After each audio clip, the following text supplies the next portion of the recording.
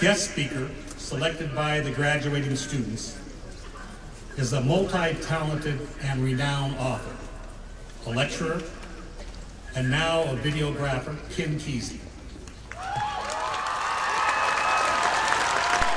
Mr. Kesey is the author of One Flew Over the Cuckoo's Nest and Sometimes a Great Notion.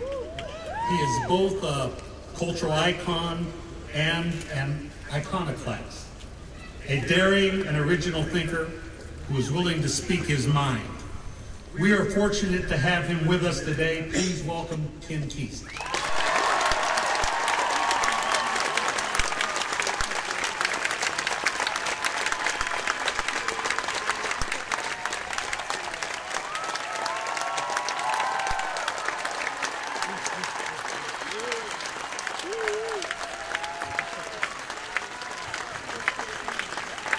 Okay. I was here 30 years ago. I had a good friend, Lee Anderson, was teaching. The college had just opened, and was it Gil Evans was the governor? He declared that this college should be built to accommodate all of the hippies so they could get all of the people there to keep an eye on them in one place. I can see it's been successful. Also, maybe I won't go into that. Okay, this is a story that I wrote a few years ago, and I thought it would be appropriate today. I'll cut through it because we've got a lot of stuff to do. It's called Hometown. My 6-year-old granddaughter Kate asks, why don't they just take the guns away?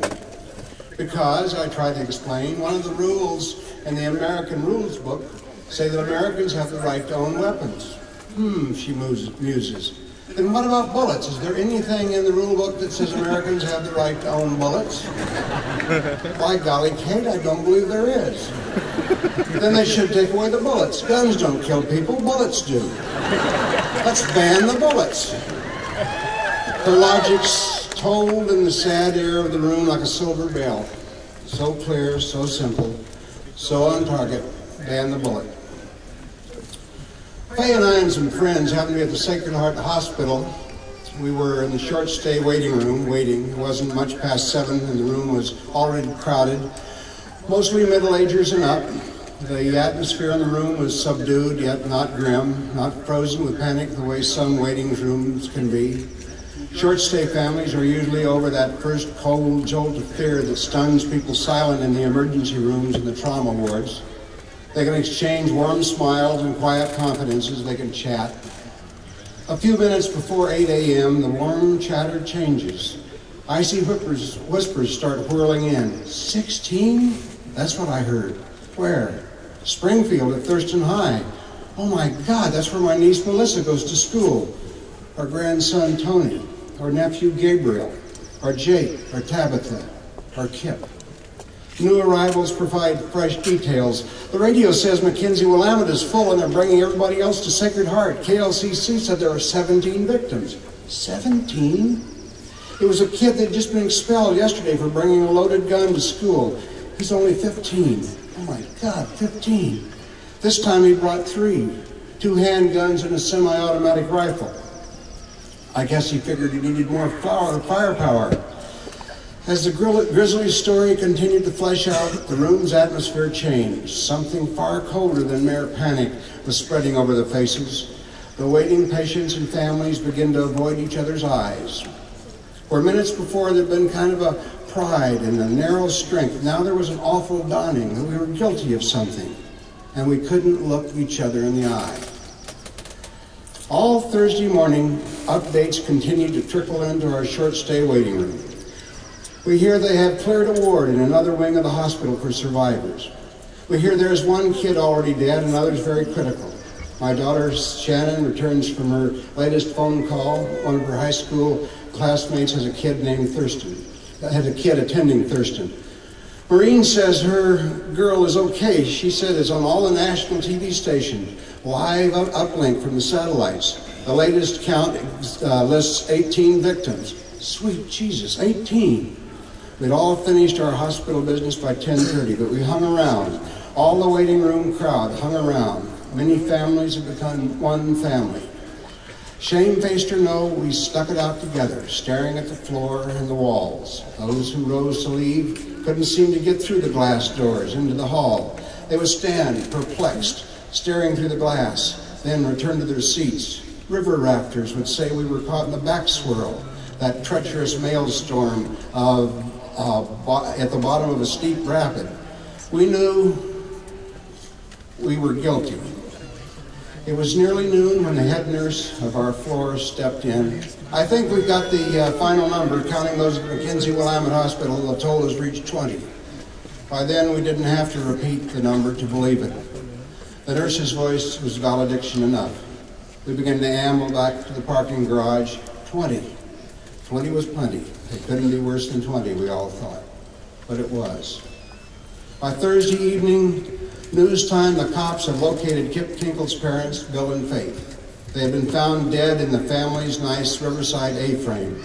The cops had blocked the drive to the house, but there were lots of good helicopter footage. This wasn't the home you would expect to produce the kind of situation. There was a sharp-looking spread at the edge of the woods, kept by caring hands. Kip's folks were both popular and successful teachers, by all accounts. Bill had taught Spanish at Springfield School District for 30 years before retiring in '91.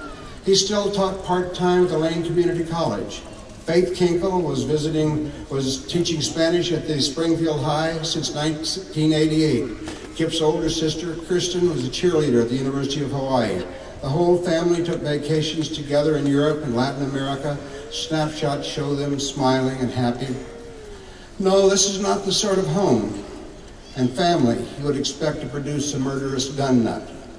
This isn't your single-parent welfare cheating ghetto scenario. This isn't Boulder, Benet, Ramsey, Ritzy, Kinky, nor is it some inbred warren of camouflaged kooks brandishing the good book in one hand and the .357 Magnum in the other. This is a straight-ahead, upscale American home with lots of class.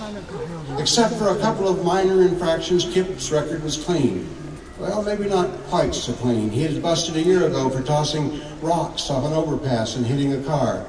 He was required to apologize to the driver and pay for repairs and do 30 hours of community service. He finished his requirements last August. The only other black mark on his record now looms large, looking back. The Green Hill Humane Society received an anonymous tip last year. Some moody kid named Kip out in Springfield had been bragging about the animals he had tortured.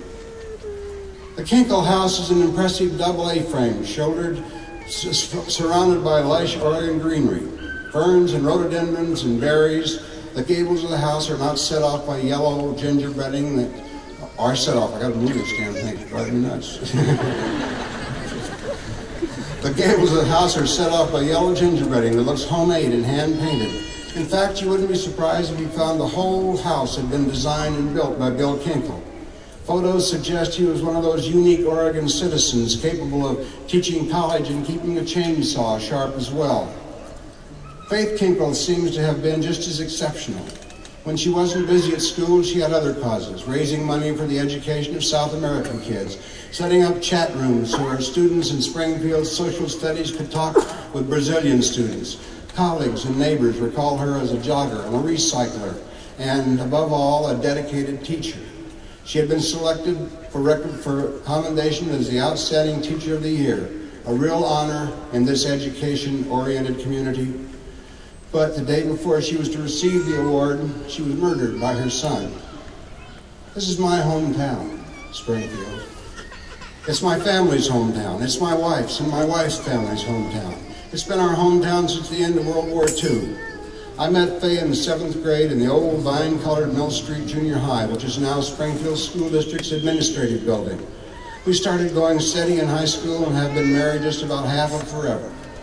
We've got 4 kids, one planted down by the pond behind a rusty iron gate. We're the prideful grandparents of 3 of the smartest and prettiest and funniest grandkids in the world. We live in a big barn that is a haphazard ramble of half-finished rooms and windows and plumbing problems. The barn is on a 70-acre farm It used to belong to my brother, and before him to my father.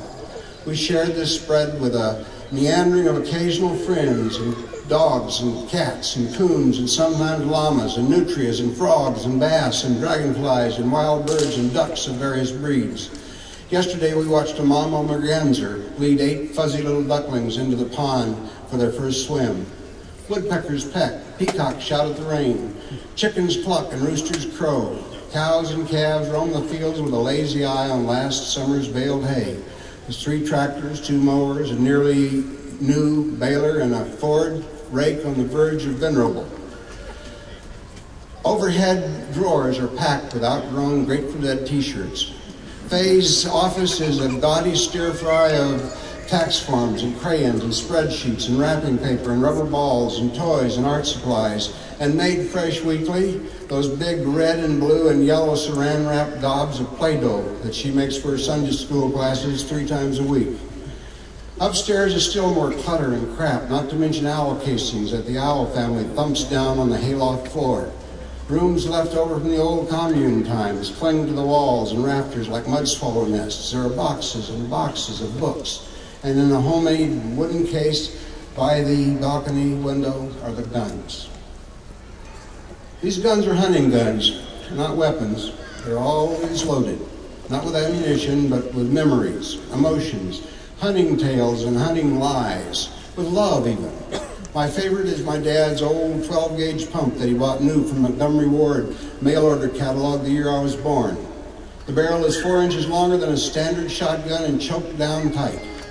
The hardwood stock is burnished by a half-century of use. I can feel it even now, the way it jumps so smooth and familiar to the right cheek, swinging the long barrel up and after the fleshed pheasant and on past the brassy plumage to the specific spot where the flying shot and the flying pheasant were to rendezvous.